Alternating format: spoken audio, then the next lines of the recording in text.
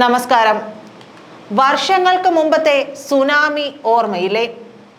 ഏതാണ്ട് അതിന് സമാനമാണ് ഇപ്പോഴത്തെ കാര്യങ്ങൾ. അറബിക്കടലിൽ ശക്തമായ ഭൂചലനമാണ് ഉണ്ടായിരിക്കുന്നത്.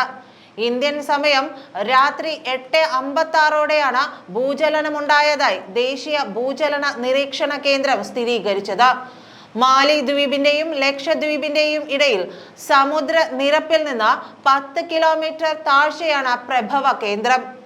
ദേശീയ ഭൂചലന നിരീക്ഷണ കേന്ദ്രവും സ്വകാര്യ ഏജൻസികളും ഇക്കാര്യം സ്ഥിരീകരിച്ചിട്ടുണ്ട്.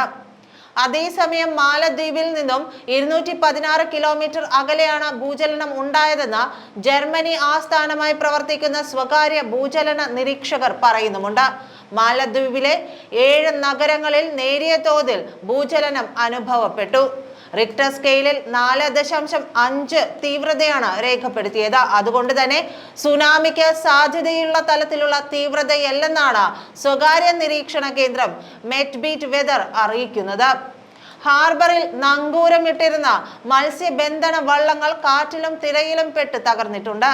കായംകുളം ഹാർബറിന്റെ വടക്കേക്കരയിൽ വലിയഴീക്കൽ ഭാഗത്ത് നങ്കൂരമിട്ടിരുന്ന 7 ഫൈബർ വള്ളങ്ങളാണ് കെട്ടുപെട്ട് ഒഴുകിപ്പോയത്. ഞായറാഴ്ച രാത്രി 11 മണിയോടെയായിരുന്നു സംഭവം. കായലിൽ നിന്നും കടലിലേക്കുള്ള വെള്ളത്തിന്റെ കുത്തൊഴുക്കും കടലിൽ നിന്നുള്ള തിരയും ശക്തമായ കാറ്റുമാണ് വള്ളങ്ങൾ നങ്കൂരത്തിൽ നിന്നും വേർപെടാൻ കാരണം. അഴീക്കൽ കരയിലേക്കാണ് വള്ളങ്ങൾ ഒഴുകിപ്പോയത്. കടലിൽ ഒഴുകി നടന്ന വള്ളങ്ങൾ കൂട്ടിയിടിച്ചും പുലിമുട്ടിൽ ഇടിച്ചു കയറിയുമാണ് തകർന്നത്. പൂർണ്ണമായും പൊട്ടിക്കീറി വെള്ളത്തിൽ താഴ്ന്ന നിലയിലാണ് 3 വള്ളങ്ങൾ കണ്ടെത്തിയത്. 7 വള്ളങ്ങൾ ഉപയോഗശൂന്യവുമായി. വള്ളങ്ങളുടെ എഞ്ചിനും വലയും നഷ്ടമായി. Echo sounder, wireless system, GPS സംവിധാനം എന്നിവയ്ക്കും കേടുപാടുണ്ടായി. കള്ളിക്കാട്ട് AKG നഗർ സ്വദേശി ഉമേഷിന്റെ ജപമാല വള്ളം, ലാൽജിയുടെ MMYC, തൃക്കുന്നപ്പുഴ സ്വദേശി വിനോദിന്റെ കൈലാസനാഥൻ, വിമലിന്റെ പ്രസ്റ്റീജ്, പതിയാങ്കര സ്വദേശി പ്രദീപിന്റെ ദേവി വെള്ളം, വലിയഴീക്കൽ സ്വദേശി സാനുവിന്റെ ദക്ഷനന്ദ, തൃക്കുന്നപ്പുഴ സ്വദേശി ബൈജുവിന്റെ കൈലാസനാഥൻ എന്നീ വള്ളങ്ങളാണ് അപകടത്തിൽപ്പെട്ടത്. ഓരോ വള്ളത്തിനും 6 മുതൽ 8 ലക്ഷം വരെ നഷ്ടമുണ്ടായതായി തൊഴിലാളികൾ പറയുന്നു. ഫിഷറീസ് അധികാരികളും കോസ്റ്റൽ പോലീസും സംഭവ സ്ഥലത്തെത്തി നാശനഷ്ടങ്ങൾ വിലയിരുത്തി. അതേസമയം കേരളമടക്കം രാജ്യത്ത് പൊതുവിൽ കാലവർഷം സാധാരണയേക്കാൾ കടുക്കുമെന്നാണ് റിപ്പോർട്ട്. കേന്ദ്ര കാലാവസ്ഥാ വകുപ്പിന്റെ 2ാം ഘട്ട മൺസൂൺ പ്രവചന റിപ്പോർട്ടിലാണ് ഇത് സംബന്ധിച്ച് പറയുന്നത്. ദക്ഷിണേന്ത്യയിലും മധ്യേന്ത്യയിലും കാലവർഷം കനക്കും. ജൂണിലും സാധാരണയേക്കാൾ കൂടുതൽ മഴയ്ക്ക് സാധ്യതയുണ്ട്. വെള്ളിയാഴ്ചയോടെ കാലവർഷം കേരളത്തിൽ എത്തിച്ചേർന്നേക്കുമെന്നാണ് വിവരം.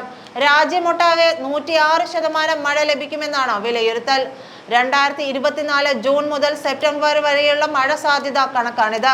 അതേസമയം ഉത്തരേന്ത്യയിൽ 92 മുതൽ 108% വരെ മഴ പ്രവചിക്കപ്പെടുന്നുണ്ട്. വടക്കുകിഴക്കൻ സംസ്ഥാനങ്ങളിൽ പക്ഷേ മഴ 94% താഴെയായി കുറയുകയും ചെയ്യും. സംസ്ഥാനത്ത് മഴ തുടരുകയാണ്.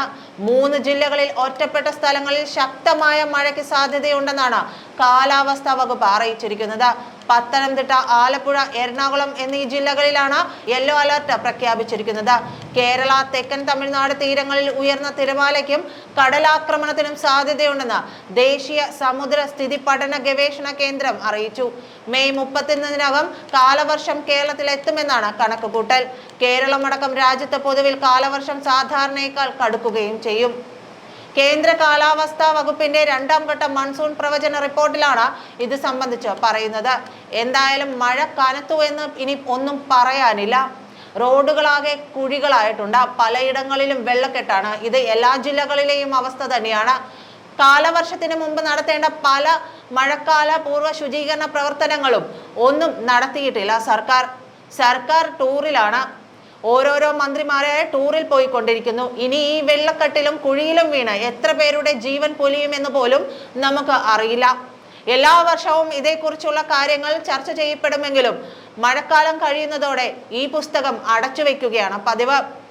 എന്തായാലും ഭൂചലനം കൂടി ഉണ്ടായ സ്ഥിതിക്ക് ഇത്തവണത്തെ മഴ അത്ര വലിയ തോതിലായിരിക്കും ഉണ്ടാവുകയെന്നൊന്നും പറയാനും സാധിക്കില്ല. അതിന്റെ പരിണിത ഫലങ്ങൾ എന്തായിരിക്കുമെന്നും കാത്തിരുന്ന് തന്നെ കാണേണ്ടി വരും. നന്ദി.